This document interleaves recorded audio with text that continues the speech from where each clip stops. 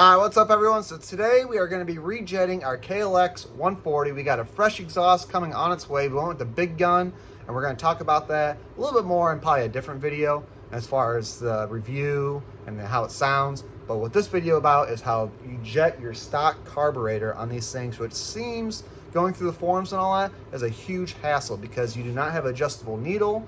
They blocked off your air fuel to where you're going to have to remove that and slot it so you can make it adjustable.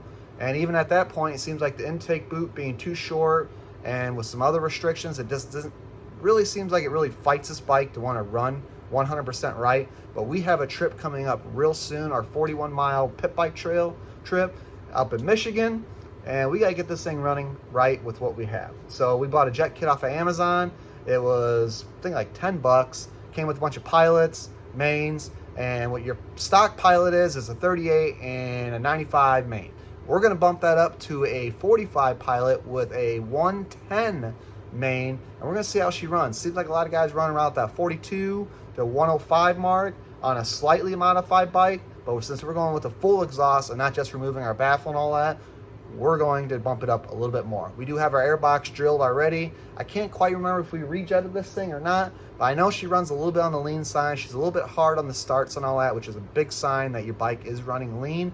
Also, if you get popping, stuff like that. Seems like once she warms up, she's good, but we know she's still a little bit on the lean side. So we're going to hopefully be able to bump these jets up, maybe a little dialing, a little tweaking, and get her to run pretty decent. I don't expect it to be amazing because just like the Klx110L that we have, we had to ditch that carb because it was junk. Once we started doing modifications, it just seemed like it was so unhappy and we had to get a bigger carb. And I think that's going to be the same case with this, along with some of those intake mods that they're talking about. But we're going to try to bypass some of that stuff today and just get this carb to work for us for our trip and all that. And then later on in the winter here, we'll bring this thing back in here, hopefully do like a 140 kit with the cam and all that, really get this thing bumped up, make it some better power, which will also come with the 26 mil carb, and then we can figure out all the intake boot stuff and all that crazy modifications you guys want us to do. So let's keep it simple today, guys. We'll see what we can do. We'll see if we get this thing running right. First things first, we gotta get this carb apart. All right, so you want to take your seat off, your side fenders. We're gonna take our gas tank a little bit off because you're gonna need to get to this guy right here. I thought I had this thing off. I don't know why I'd place that screw like that, because I'd put it angling to the side so we wouldn't have to remove all this, because if it wasn't for that, we probably could have snuck that carb. But that's okay. It actually wasn't bad taking this all apart, guys. It's probably like 6 bolts. Well, with the seat and all that, probably 8.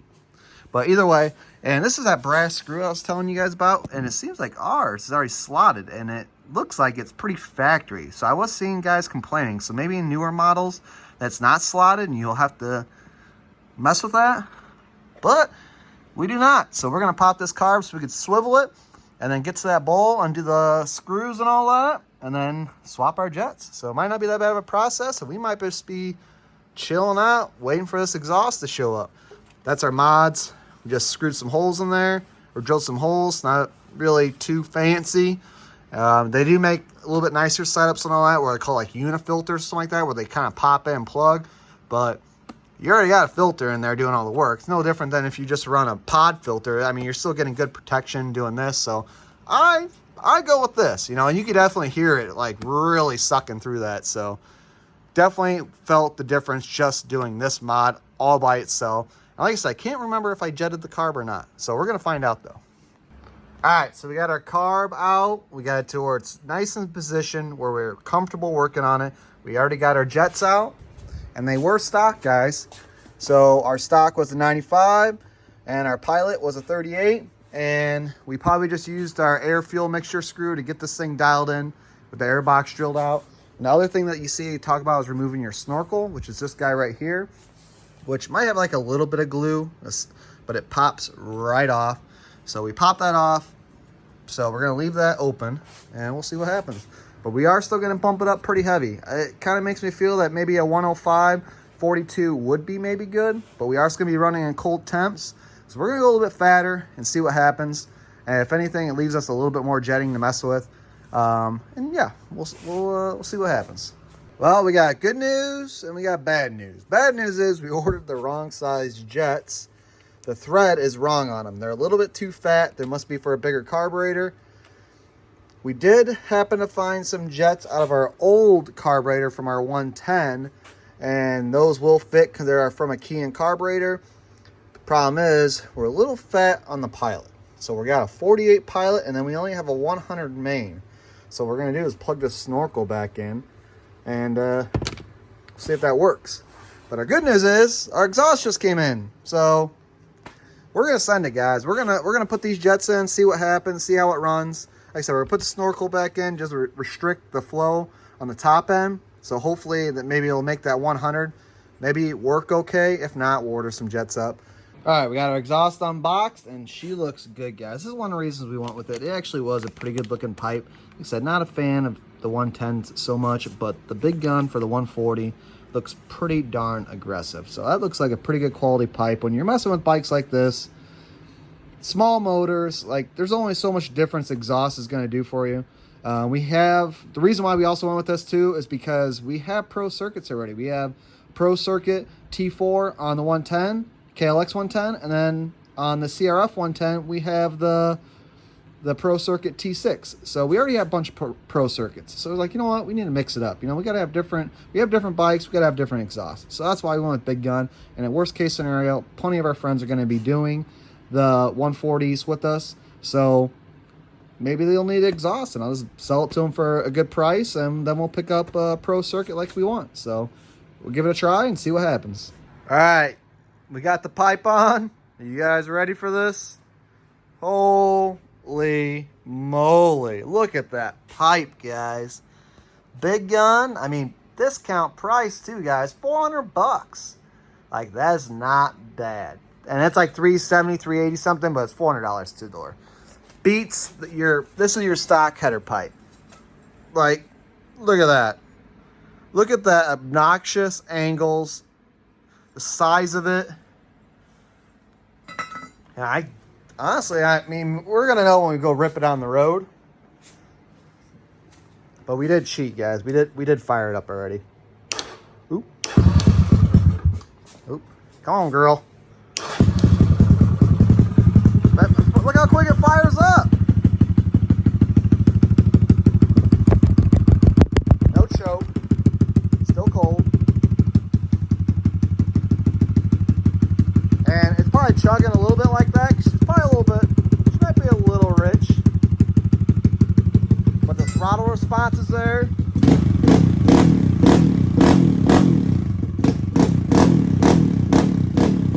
I mean, come on, guys. Are we twisting our grip up? Ooh, loose grip.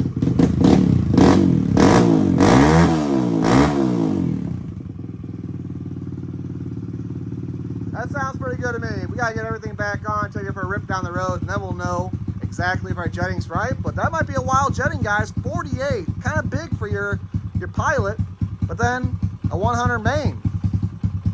All right, so this jetting was actually, like I said, on our Klx 110L, which was on the stock carburetor, which is an 18 mil.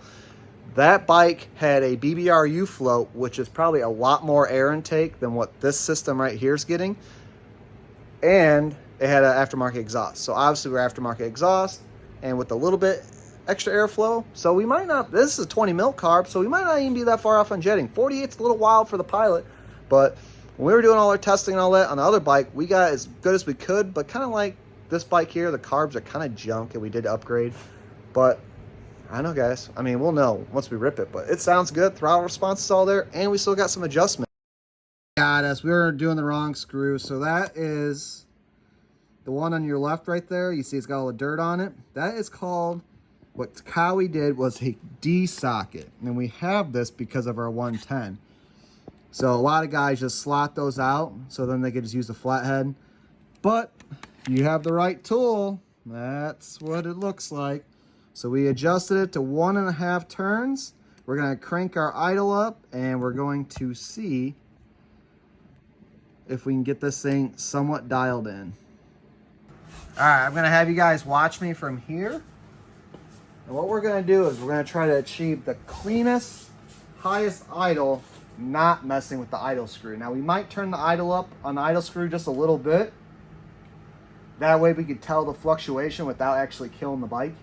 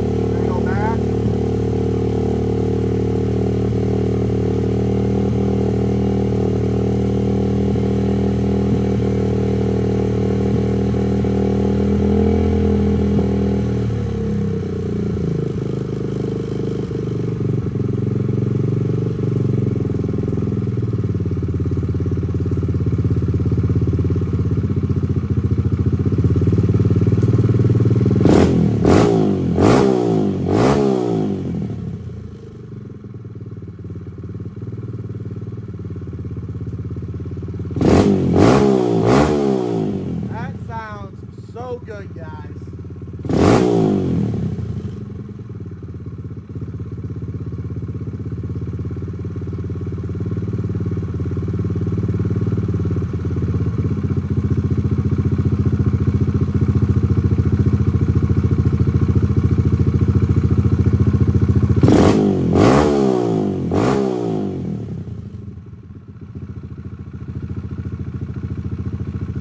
I'm leaving it right there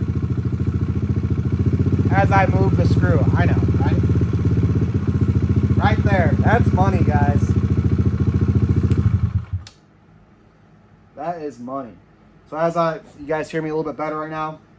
So the screw I'm messing with is that D-socket one, your air fuel. And like I said, I always set my idle a little bit higher so you can tell your lows and your highs. Because when you're adjusting it in a certain way, going inward, being clockwise, you can get to a point where it stumbles. You might not be able to get the right adjustment. So I always have it just idling just a smudge high starting out. And then, like I said, you find that highest point. And you're going to get in that highest point. And you're going to keep turning. It's going to be in there for a little bit. And then you're going to start to hear it, whether the RPM will start to fall a little bit, or you hear it start to stumble and stuff like that. So then you turn it back the other way and try to get right in that medium point. And that's when you're good. So you know if you're like 3 turns out or so that you need to rejet. And it's kind of funny because we're actually, I can't keep track. That's the thing with this D socket. It's a little bit hard to keep track. I should have put a line on here. But it's that as far as, we put a 48 in this sucker and she's running crisp. So I know I still got the snorkel on here, honestly. We got the holes on the side. I'm not going to mess with taking that off. That might be where guys start getting in more issues with these carbs and all that. Just like our Klx110L, it did not like to be messed with too many modifications. At that point, I said, hey, dude, I need a bigger carb. Like, you're trying to do all this high performance stuff with me. I'm not meant to do that. So same thing with this carb here. We're not going to get too fancy. It's on a 140 jug, so you got to think. I mean, your 110 is obviously a 110, 111, I think. So this here being a 140, which might be like a 141, 142, either way, we don't want to push the capabilities of this carb because we'll get to that point to where we might be able to get kind of close, but as far as it might need more air, you can keep jetting for more fuel, but it'll get to a point where it's unhappy with as far as how much air it can only, take in, where it says, hey man, I need more air if you're going to be pushing this much fuel, blah, blah, blah. You guys know the deal. So, and I am pumped to take this thing for a rip. So let's see what the fire up's like.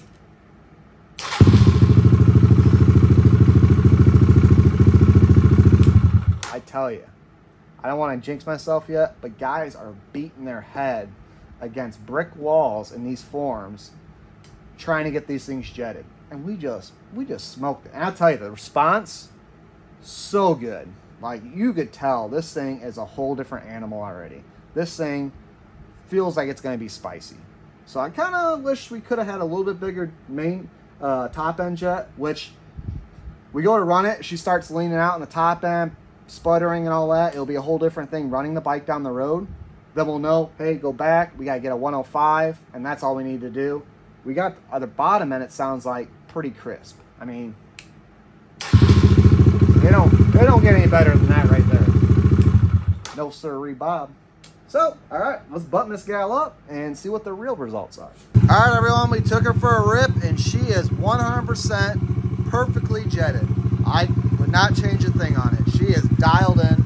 We did slip the spark arrestor in. She's a little quieter. Honestly, I'm not a fan of the sound. Like I said, we're going on a 41-mile trail rip in Michigan, doing the pit bikes here, and we need a spark arrestor, I think. We've ran them before without it, but just in case we get stopped, we're going to leave that in. And it's a little quieter and not too shabby. All right, but that's about it for this video, guys. This video here was not done with the mic. It was just done with our phone. Our next video where we do the review and the sound clips on this will be done with the mic. So you'll be able to hear the way this pipe actually sounds, not just what you're hearing in the video, which probably isn't that great. But that's it. That's your premium jet tips. Can't believe that it actually worked with what we had, but freaking awesome. And we're going to keep the jets we have because we'll have them for maybe our next project. Who knows what we'll get into. So I want to add a couple things into this video real quick. We kept on looking for more jets afterwards, and we're having a little bit hard time on Amazon finding the right ones. Even on eBay, we could find the OEM ones where you're buying them at like $13 a pop.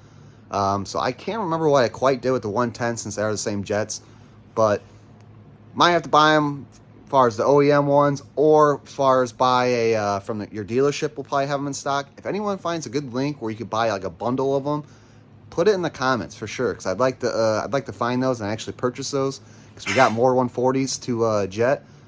And a couple other things I want to show you guys is that if you are doing an exhaust, make sure when you put your spark plug wire that you twist it up a little bit so it's pointed away from your header here. And I'm going to give you guys a cold start, or a cold start being, I think it's like 45 degrees in here right now, so it's a little chilly. So we'll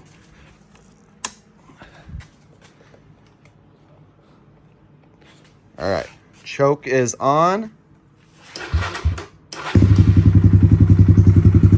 All right, that's way better. Like, you guys know that these things are a little hard starting when they're stock. Let's see if we shut our choke off. Choke is off. Not too shabby, guys. That's pretty good. All right, but that's it for today's video, guys. I hope you enjoyed it, and we'll see you later.